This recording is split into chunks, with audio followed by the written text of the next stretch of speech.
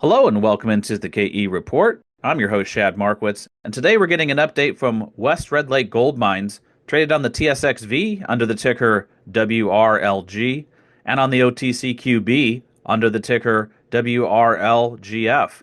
And I'm joined today with the president and CEO of West Red Lake Gold Mines, Shane Williams. And Shane, it's great to get you on the show for an update on West Red Lake Gold Mines, especially when it's on the back of some key news that you put out to the marketplace just today on January 7th. Now, this is on the pre-feasibility study results, the PFS. We've been waiting for this for a while. It's out and want to dig in under the hood with you. I'll just lead in with the initial comment that you see an NPV at a 5% discount rate of 315 million Canadian, and that's using the long-term gold price of $2,200 US per ounce. So when you look at that, obviously there's some wiggle room in there for higher gold prices as we see them today, but take people through some of the key metrics that you want investors to look at from this PFS that you just released to the market. Yeah, great to be on, actually. It's been a while since we caught up, so it's good to get. Yeah, look, as for investors, look, we have been busy the last 6 months, and there was a bit of complacency as we were originally going to hope to target before Christmas for the PFS. So there was a bit of nervousness around what's going on, why the delay. But again, that was just to finalize, get it all done and dusted, and we wanted to launch in the new year and have a good runway with marketing. So look, it's out. We're very happy with it. And yeah, some good numbers. We've tried to be conservative a little bit here in this study. I've said that a few times. In other ones, we've tried to be conservative. And we've used a long-term gold price of $2,200 US dollars. Again, that's conservative given where spot is.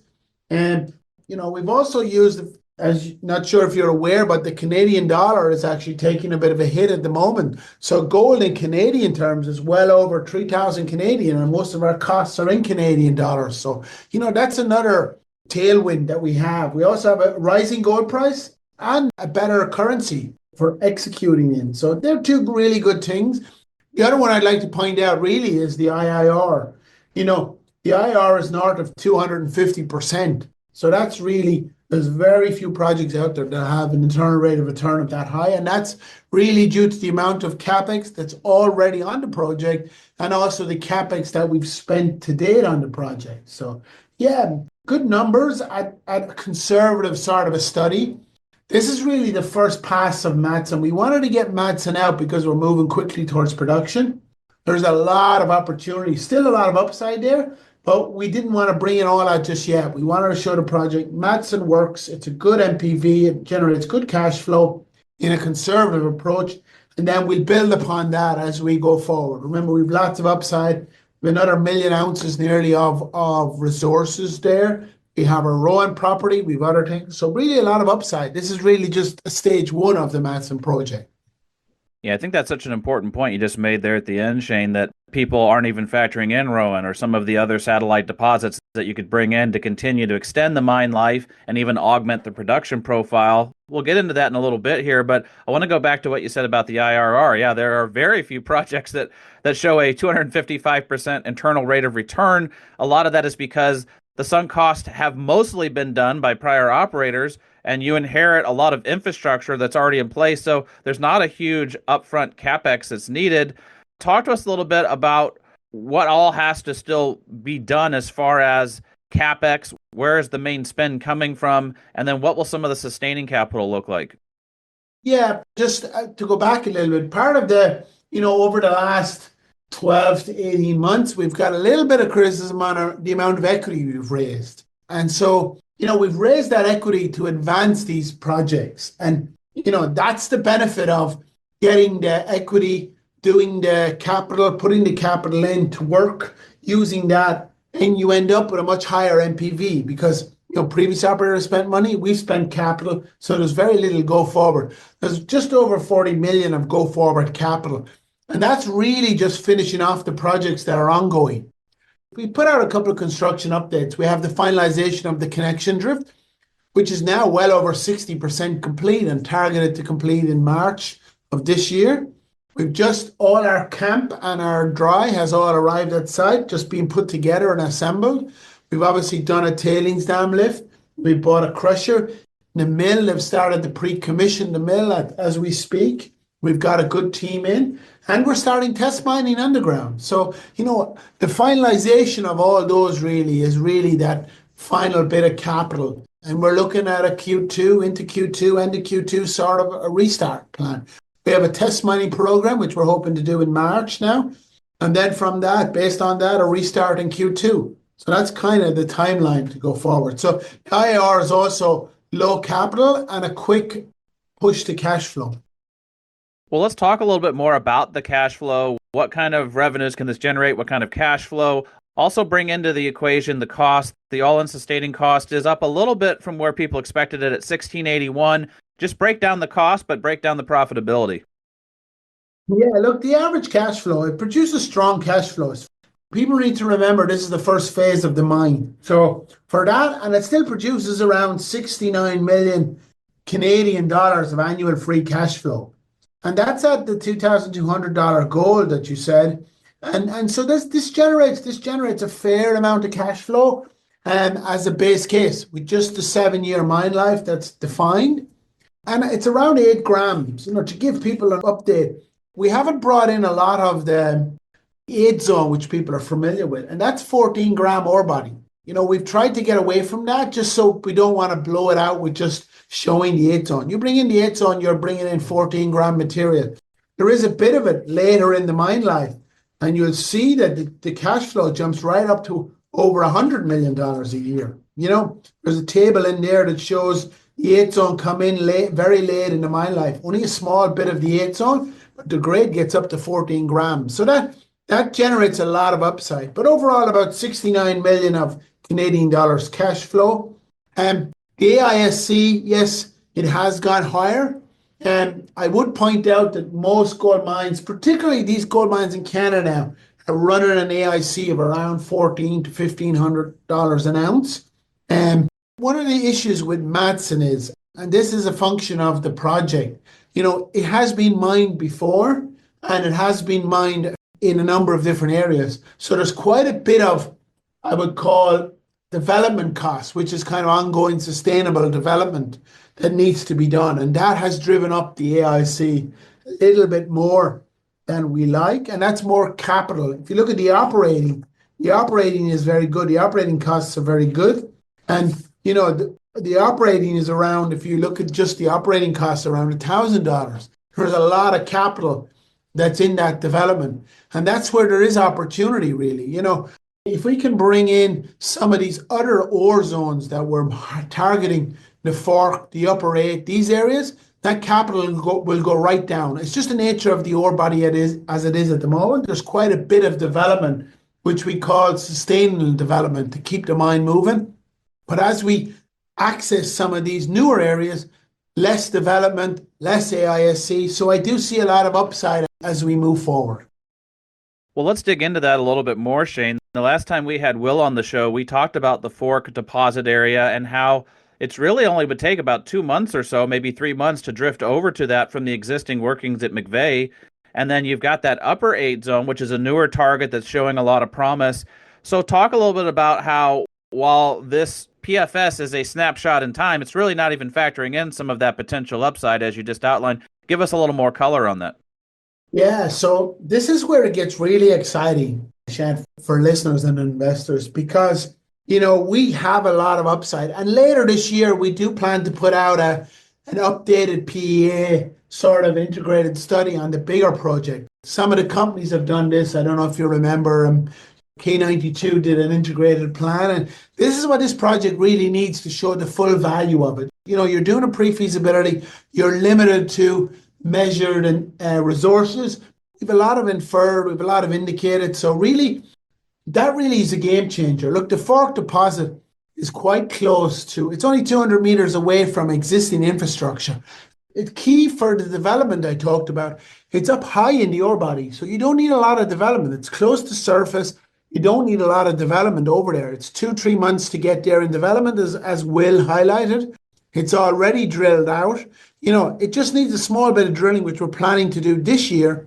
So within year 2, this could be easily into production. And that's a game changer because you're bringing ore, which is higher grade ore actually, into the mine life earlier. And that's really the key to bringing the MPV, the AISC, and everything down. So again, that's one of them.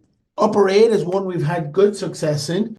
So that's another one. And really as well, Rowan. Look, I mean, Rowan, there is some work to do. There is a bit of permitting to do, but easily within year 3, 4 of this mine life, you bring in Rowan at 12-gram ore body into the mine with very little capital. These are all the levers we have to really juice up this project and show the bigger picture. And we plan to put all that together later this year to give investors and viewers the real what Madsen looks like.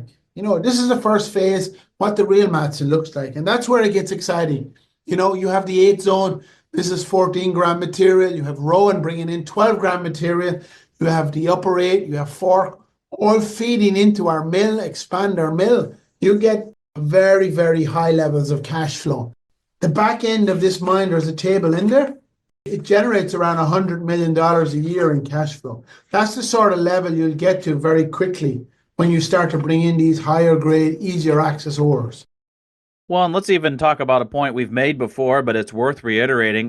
I continue to see comments suggesting that, hey, the prior operators, Claude and Pure Gold, struggled, and these people are going to have the same experience. That's the detractor saying that, Shane. But the reality is they're not really being fair in those comments. They're looking at what was happening with Pure Gold strictly from the McVeigh area and maybe a little bit of South Austin, but those operators weren't pulling from North Austin because it hasn't really been mined yet. The Austin main zone is going to be pulled from. If you bring in Fork or bring in some of these like Rowan or Upper 8, you're going to be pulling from multiple stopes, multiple areas that prior operators weren't. And you've also dewatered the mine down 13, 14 levels at this point. They were only down to 7 levels. So maybe talk about how this approach, even though you've been very clear about it, is not the same game plan that prior operators had.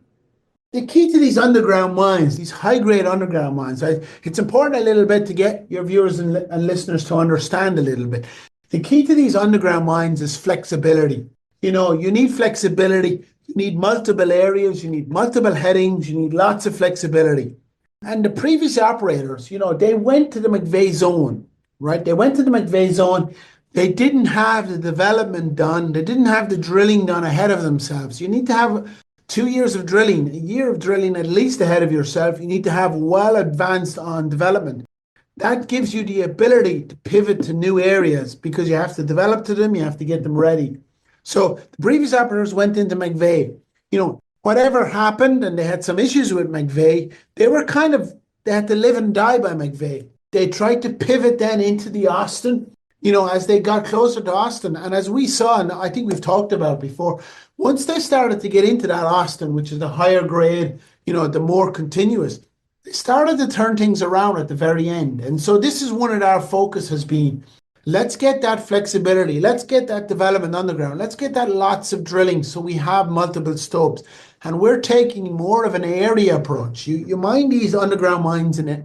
Rather than talk about stopes and areas, you talk about areas. You grab these areas, call it Austin, South Austin, a little bit of North Austin. And these are the areas you work on. And that gives you multiple headings. Within those areas, then you have multiple stopes, multiple headings. So you have lots and lots of flexibility.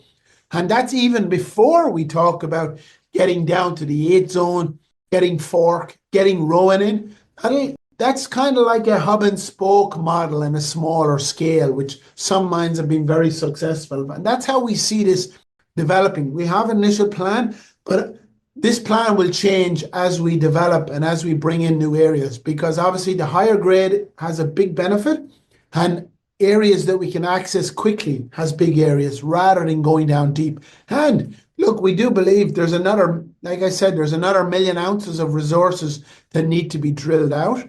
And there's a lot more depth potential. So lots of upside still to come to this project. And I think we're looking forward to showing that to everybody really, and really show people that Madsen is a true world-class mine. I really believe that this is I don't know how many of your listeners and viewers know, but there's a mine in Northern Ontario, very similar, called Island Gold, run by Alamos. Island Gold started off very similar. very similar rocks. It's in very similar area. It was a low production rate. It's now one of the biggest mines in Canada. As they went down deeper, they expanded the stopes, they got higher grade. We see this as a similar sort of project. It's just going to take time and effort to get there. And in the meantime, we have a good base case generating good cash flow that'll allow us to expand the mine and grow. Well, and one other key initiative that your team's doing a little different than prior operators is the connection drift. And I know that you're making progress on that, but just talk about from a development standpoint how that changes the game as opposed to having to drive the trucks on surface through town at certain hours. Now you can drive them underground, but it also gives you exploration opportunities underground to drill at lower cost from underground. So talk about the connection drift. Yeah, this is quite exciting. And actually we're advancing quite well. We're over 60% of that project finished. And we targeted that to connect two areas of the mine. I've gone through a few times before, and I think Gwen has gone through about the previous operator. Lots of movement of ore, bringing ore up from one side of the mine, across roads, across. They were limited to the amount of times they could move, and all that brings inefficiency and adds cost to the project. So by putting this connection drift in, it helps with ventilation, it helps with access. We can also run bigger trucks.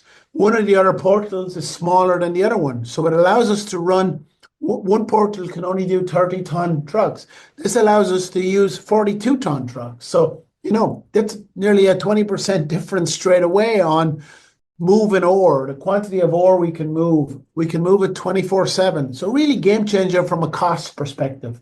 The other interesting point is under that connection drift, the team, we know that there's lots of ore. It could never be accessed because it's too far away from one portal or the other portal.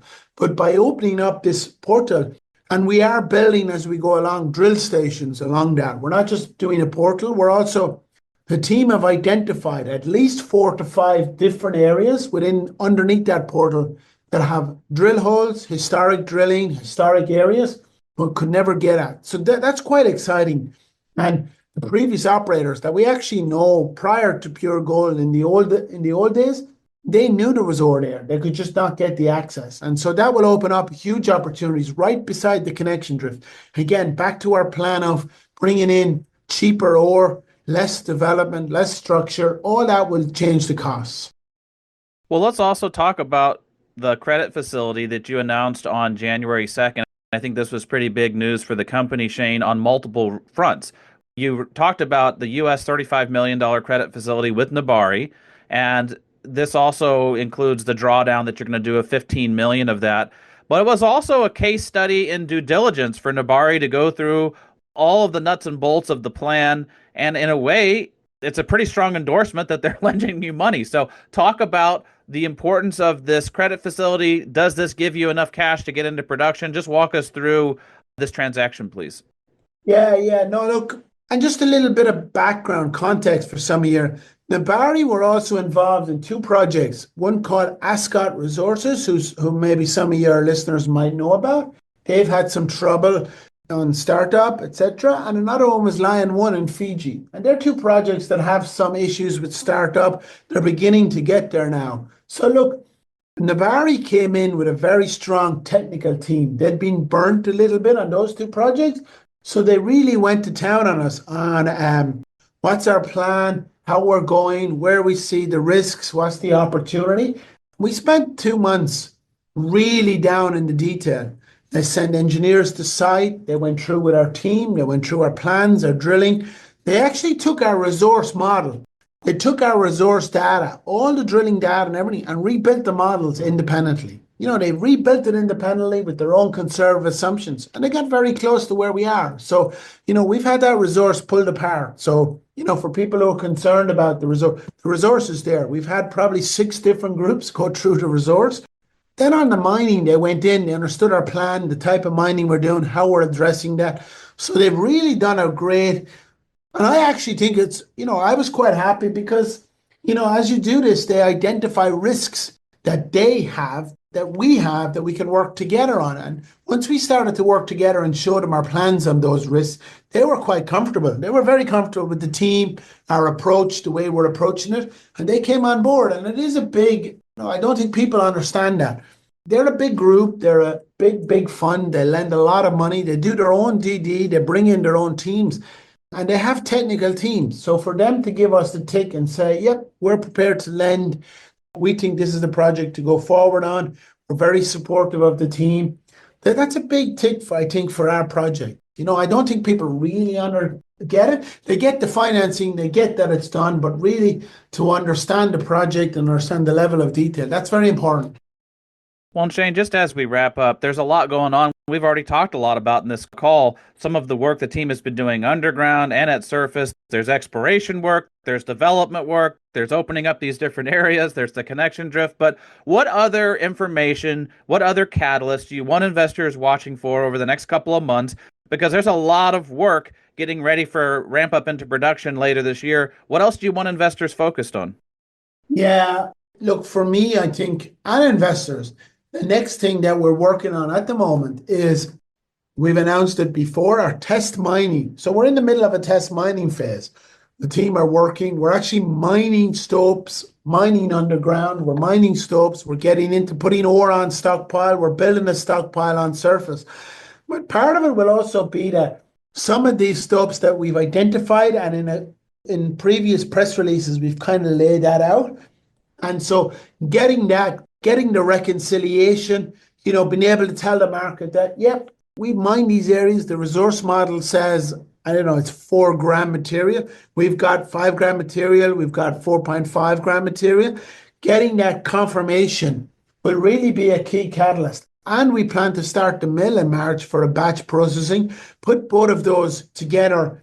We'll be able to tell the market, yep, we've done the work. All the work for the last 18 months is based on this. And we can prove, and we're confident that we'll be able to prove that to the market that, yep, Madsen works. The resource is there. We've mined it. We've said what we will do. And that's a really key catalyst for us to be able to show the market that, hey guys, we've done the drilling, we've done the work, we've done the time we've taken, the money we've spent, the equity we've raised, it all comes together there. And if that, as we expect, because we've already seen initial results, for that to come together, that to me is the real final catalyst for us to go, yep, and we're going. So that's the one I would look out for all the investors. All right. Well, we'll wrap it up there for today, Shane. But there's so much news flow coming out of this company that I'm sure we'll be talking to your team again in the near future. There's so much going on the exploration and development side, a lot of excitement about this project, a lot of eyeballs on this project, and loving to see the plan coming together every single month. For those that are listening in, if you want to follow along with the news flow out of West Red Lake Gold Mines, definitely click on the link below this interview. It takes you right over to the company website, straight to their news section where you can follow along or sign up for updates. Shane, keep us posted. We'll get you guys back on for an update, and wishing you luck on the development side at Madsen, and looking forward to our next conversation. Excellent. Thank you. Great to be